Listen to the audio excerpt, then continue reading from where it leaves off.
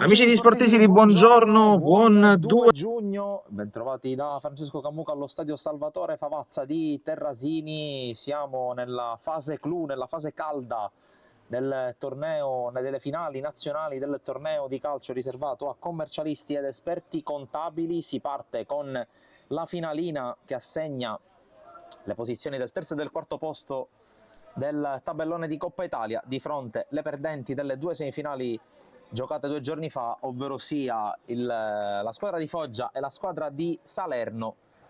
Con il controllo ancora non trova luce per il tiro, poi ottimo servizio in avanti e c'è l'ottimo intervento da parte del portiere Giordano che nega il gol a Bellusci all'1 contro 1 con De Martino, converge ancora Bellusci, cerca spazio per il tiro, poi serve Mafucci, sinistro da dimenticare, palla altissima.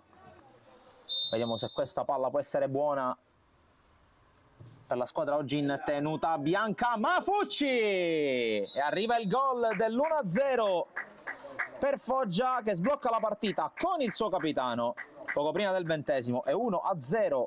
Attenzione al controllo da parte di Zinno che prova a liberarsi, cerca spazio, poi serve un compagno, pallone che rimane lì e conclusione! Che si insacca per il pareggio di Salerno, un'azione che sembrava quasi complicarsi a un certo punto perché in molti si aspettavano la conclusione della partita di Zinno, poi alla fine una serie di combinazioni, infine il tocco risolutore, il tocco vincente dell'1-1.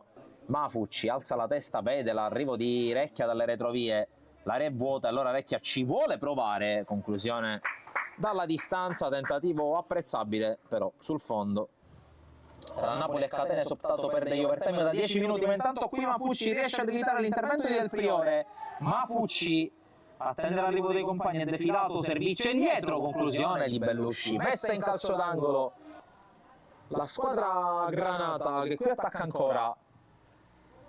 Barretta cerca di scavalcare una gran palla per Iorio. Iorio sopra la traversa, grande chance qui. Salerno, questa palla sulla sinistra, posizione regolare.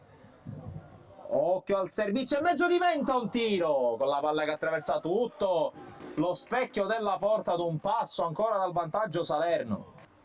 Cerca compagni a servire, decide di aprire a sinistra dove c'è Miceli, molto coinvolto il numero 21.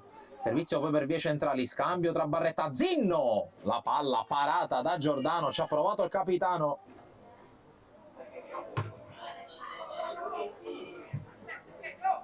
Attenzione qui Mafucci, riesce a liberarsi, non c'è fallo, Mafucci sull'uscita di Del Priore e all'improvviso segna il Foggia e all'improvviso segna ancora il capitano e ancora in gol Stefano Mafucci. Metà del secondo tempo appena raggiunta è 2-1. Bellusci converge, destro! Bellusci! Finalmente si è acceso, l'ha cercato per tutta la partita questo arco, per calciare e per segnare. 3-1. Foggia, golazo di Bellusci. E per l'arbitro può bastare e termina la Coppa Italia per Foggia e Salerno. Vincono i pugliesi con il risultato di 3-1.